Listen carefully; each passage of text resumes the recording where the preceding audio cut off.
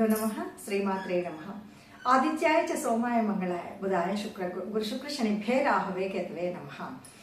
మనం దాదాపుగా ప్రతి మాసం కూడా మాస ఫలితాలు చెప్పుకుంటూ ఉంటాం. మరి ఇప్పుడు ఏప్రిల్ మాసానికి కనుక మాస ఫలితాలు చెప్పుకోవాలి అంటే ఇక కొత్తదనం ఏమిటి అంటే కొత్త సంవత్సరంలో ఉన్నాం. మనం నిన్న మొన్నటి పాత సంవత్సరాన్ని వదిలేసి కొత్త సంవత్సరం విశ్వావసు నామ సంవత్సరంలోకి వచ్చాం. కాబట్టి ఈ కొత్త సంవత్సరంలో ఒక్కొక్క మాసానికి ఎలా అంటే గోచార రీత్యా ఫలితాలు ఎలా ఉన్నాయి, ఏ రాశుల వారికి మరి ఏళ్ళనాటి శని పోతుంది, మరి ఏ రాశుల వారికి యాడ్ అవుతుంది, ఏ రాశుల వారికి అష్టమ శని ఉంది, అర్ధాష్టమ శని ఉంది, ఇవన్నీ వివరాలు చూద్దాం. వీటితో పాటు మరి అంటే గోచారం అంటేనే మనందరికీ తెలుసు, గోచారం అంటే 100% ఇది ఉంటుందని కాదు, కనీసం 30 to 40% మాత్రం ఇది యాక్యురేట్గానే ఉంటుంది. ఎవరికైతే జన్మజాతకం ఉందో దాన్ని కనుక చూసుకుంటే పూర్తిగా ఉంటుంది. మరి కొత్త సంవత్సరంలో ఒక్కొక్క మాసానికి ఎలా ఉందో చూద్దాం.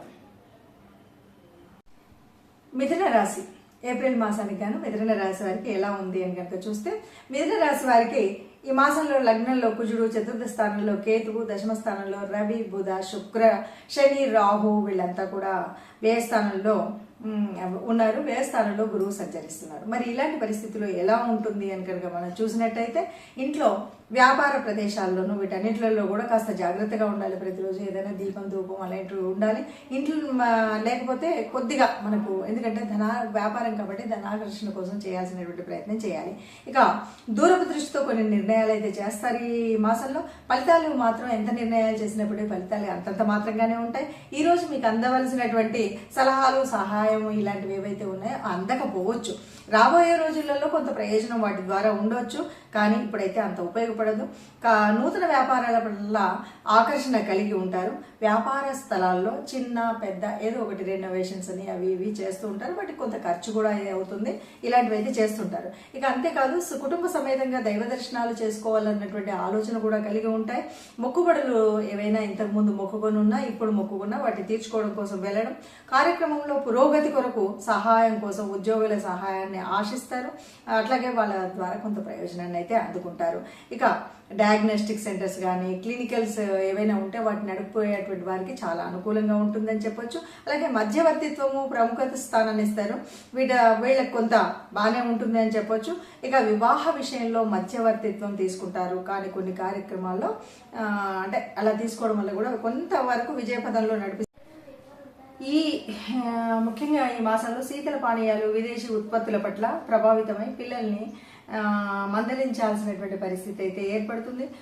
తర్వాత దూర ప్రాంతంలో మీ వారి యొక్క భద్రత పట్ల, ఆరోగ్యం పట్ల మీరు దృష్టిని అయితే కేంద్రీకరిస్తారు. నూతన కార్యక్రమాలు, శుభ కార్యక్రమాలు అయితే చేపడతారు. జీవిత ఆశయం కోసం, లక్ష్యాలను సాధించడం కోసం ప్రయత్నం చేస్తారు. నూతన గృహోపకరణాల కొనుగోలు చేస్తారు. తర్వాత దైవ చింతన, ఆధ్యాత్మిక కార్యక్రమాల పట్ల ఆకర్షణ అయితే ఉంటుంది. అలాగే సమావేశాలు, సభలు ఇలాంటి వాటి పట్ల ఎక్కువగా మక్కువ ఏర్పరచుకుంటారు. ఈ ఏర్పాట్లలో నిమగ్నం అవుతారు. నూతన పరికరాల పట్ల, సాంకేతిక పరికరాల పట్ల ఆకర్షణ అయితే ఎక్కువగా ఈ మాసంలో ఉంటుందని చెప్పచ్చు. సో మనకి ఇప్పుడు అర్థమైనంత వరకు ఎలా ఉంది అంటే ఒక్కొక్క రాశికి ఏ రాశి అయినా సరే కొత్త సంవత్సరం అని ఏ సంవత్సరం అని మారుతున్నటువంటి గ్రహాలతో కొంత మన గోచారం మారుతూనే ఉంటుంది. అన్ని చోట్ల అన్ని వేళలా ఒకేలాగా ఉంటే జీవితమే కాదు. అయినప్పటికీ అందరం సుఖంగా ఉండాలనే అనుకుంటాం, అందరం సంతోషంగా ఉండాలి అనుకుంటాం.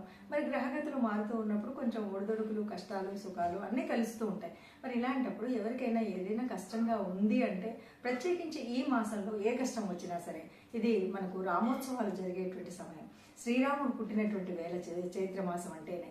కాబట్టి ఈ ఏప్రిల్ మాసంలో ఎవరైనా సరే ఏదైనా మన కష్టం అనిపించినా, రాముడికి సంబంధించినటువంటి ఏ స్థుతి విన్నా, ఏది లేదు అంటే ఆపదామపహర్తారం దాతారం సర్వసంపదాం లోకాభిరామం శ్రీరామం భూయో భూయో నమామ్యహం అనుకోండి, సరిపోతుంది.